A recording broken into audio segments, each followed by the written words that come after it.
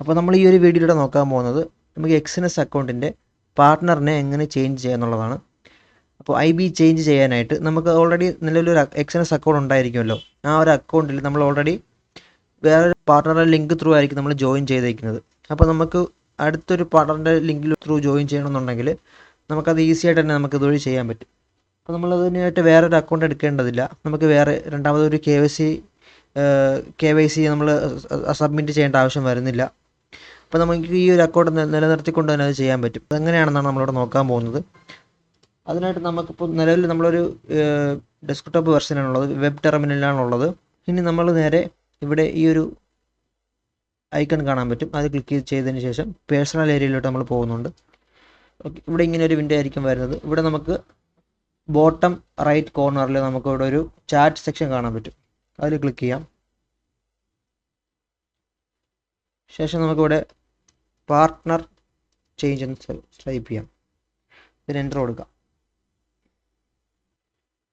Okay, നമ്മളിവിടെ spelling mistake വന്നതാണ്, partner change എന്നാണ്. പക്ഷേ അത് ഓട്ടോമാറ്റിക്കലി അത് കറക്റ്റ് ചെയ്തിട്ടുണ്ട്.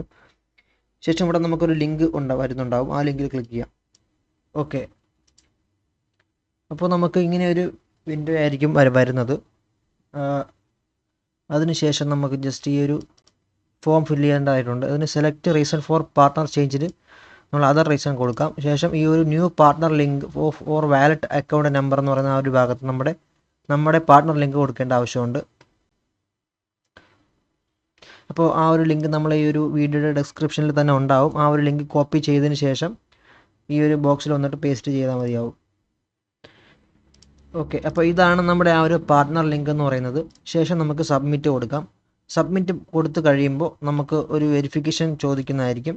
ആ ഒരു വെരിഫിക്കേഷൻ ചെയ്ത് കഴിയുമ്പോൾ നമ്മൾ ബോട്ടാണോ അല്ലേ എന്നുള്ള ഇച്ചിരി വെരിഫിക്കേഷൻ ചില സമയങ്ങളിൽ ചോദിക്കാറുണ്ട്. ആ ഒരു വെരിഫിക്കേഷൻ കഴിഞ്ഞതിന് ശേഷം നമുക്ക് ഒരു 3 ഡേയ്സിനുള്ളിൽ തന്നെ അല്ലെങ്കിൽ 7 ഡേയ്സിനുള്ളിൽ തന്നെ നമുക്കിത് ചേഞ്ച് ആയി കിട്ടുന്നതാണ്. ഓക്കെ, നമുക്ക് ഈ ഒരു പ്രോസസ്സ് എങ്ങനെ മൊബൈൽ ത്രൂ ചെയ്യാമെന്ന് നോക്കാം. അതിനായിട്ട് നമ്മൾ ആദ്യം എക്സിനസ് അക്കൗണ്ട് ഓപ്പൺ ആക്കണം.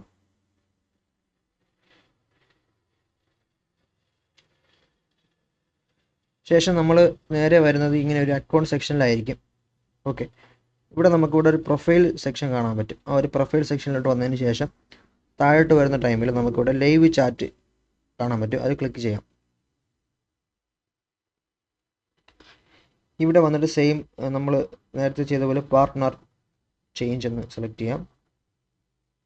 ടൈപ്പ് ചെയ്യാൻ തന്നെ എൻ്റർ കൊടുക്കാം. ഓക്കെ, നമുക്കിവിടെ ലിങ്ക് വന്നിട്ട് കാണാൻ പറ്റും. ആ ലിങ്കിൽ ക്ലിക്ക് ചെയ്തതിന് ശേഷം നേരത്തെ ചെയ്ത സെയിം പ്രോസസ്സ് തന്നെ നമുക്ക് ഫോളോ ചെയ്യാവുന്നതാണ്.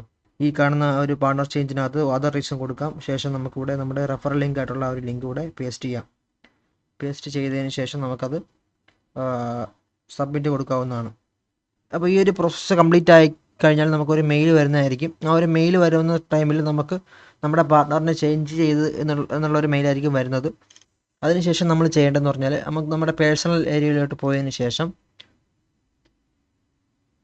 നമ്മുടെ കറണ്ട് നിലവിൽ കിടക്കുന്ന ആ ഒരു അക്കൗണ്ട് ഉണ്ടല്ലോ, നമ്മൾ ആ ഒരു അക്കൗണ്ടിൽ നിന്നും നമ്മൾ പുതിയൊരു അക്കൗണ്ട് ക്രിയേറ്റ് ചെയ്യേണ്ടതായിട്ടുണ്ട്. അതിനായിട്ട് ഇവിടെ ഓപ്പൺ അക്കൗണ്ട് കൊടുത്തിട്ട് നമ്മളൊരു പുതിയൊരു ലൈവ് അക്കൗണ്ട് ഇവിടെ ക്രിയേറ്റ് ചെയ്യാം. നമുക്ക് നമ്മുടെ അക്കൗണ്ട് ഏതാണെന്ന് വെച്ചാൽ അത് സെലക്ട് ചെയ്തിട്ട് അത് സ്റ്റാൻഡേർഡ് ആണെങ്കിൽ സ്റ്റാൻഡേർഡ്, ബാക്കി ഏതാണെന്ന് വെച്ചാൽ അത് സെലക്ട് ചെയ്തതിന് ശേഷം കണ്ടിന്യൂ കൊടുക്കാം.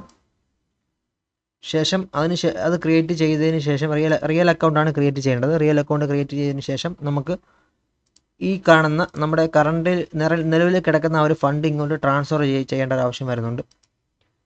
ട്രാൻസ്ഫർ ഫണ്ട് ഇവിടെ വന്നിട്ട് ഈ ഒരു നമ്മുടെ ഫണ്ട് എവിടെയാണോ നിലവിലുള്ളത് ആ ഒരു ഏരിയയിലോട്ട് വന്നതിന് ശേഷം ഈ ഒരു 3 ഐക്കണിൽ ക്ലിക്ക് ചെയ്യുന്നു. ശേഷം ട്രാൻസ്ഫർ ഫണ്ട്സ് കൊടുത്തതിന് ശേഷം നമ്മുടെ പുതിയ അക്കൗണ്ടിലോട്ട് നമുക്ക് ഈ ഫണ്ട്സ് എല്ലാം ട്രാൻസ്ഫർ ചെയ്യാം. അപ്പോൾ അതിനായിട്ട് ബിറ്റ്വീൻ യുവർ അക്കൗണ്ട് കൊടുക്കാം. ഓക്കെ, ബിറ്റ്വീൻ യുവർ അക്കൗണ്ട് കൊടുത്തതിന് ശേഷം നമുക്ക് ഈ ഒരു അക്കൗണ്ടിൽ നിന്നും അടുത്ത അക്കൗണ്ടിലോട്ട് നമുക്ക് ഫണ്ട് ട്രാൻസ്ഫർ ചെയ്യാവുന്നതാണ്. ഈ അടുത്ത അക്കൗണ്ട് എന്ന് പറയുന്നത് നമ്മളിപ്പോൾ നിലവിൽ പുതിയതായിട്ട് ക്രിയേറ്റ് ചെയ്തേക്കുന്ന ആ ഒരു അക്കൗണ്ട് ആയിരിക്കും. ഈ പുതിയതായിട്ട് ക്രിയേറ്റ് ചെയ്ത അക്കൗണ്ടിൻ്റെ പ്രത്യേകത എന്ന് വെച്ചാൽ നമ്മുടെ അണ്ടറിലായിരിക്കും ആ ഒരു അക്കൗണ്ട് വരുന്നത്. അപ്പോൾ നമ്മുടെ ബെനിഫിറ്റ്സ് എല്ലാം നിങ്ങൾക്ക് യൂസ് ചെയ്യാൻ പറ്റും. നിലവിൽ കിടക്കുന്ന പഴയ അക്കൗണ്ട് എന്ന് പറയുന്നത് അതിൻ്റെ പഴയ പാർട്ട്ണറിൻ്റെ അക്കൗണ്ട് ആയിരിക്കും. അപ്പോൾ നമുക്ക് നമ്മുടെ ബെനിഫിറ്റ്സ് എല്ലാം കിട്ടണമെന്നുണ്ടെങ്കിൽ നമ്മുടെ ഈ ഒരു അക്കൗണ്ടിലായിരിക്കും ട്രേഡ് ചെയ്യേണ്ടത്. അപ്പോൾ ഇതാണ് നമ്മുടെ ആ ഒരു കംപ്ലീറ്റ് പ്രോസസ്സ് വരുന്നത്. ഇതിന് ശേഷം നിങ്ങൾക്ക് ഈസി ആയിട്ട് തന്നെ നമ്മുടെ ടൂൾസ് എല്ലാം യൂസ് ചെയ്യാവുന്നതാണ്.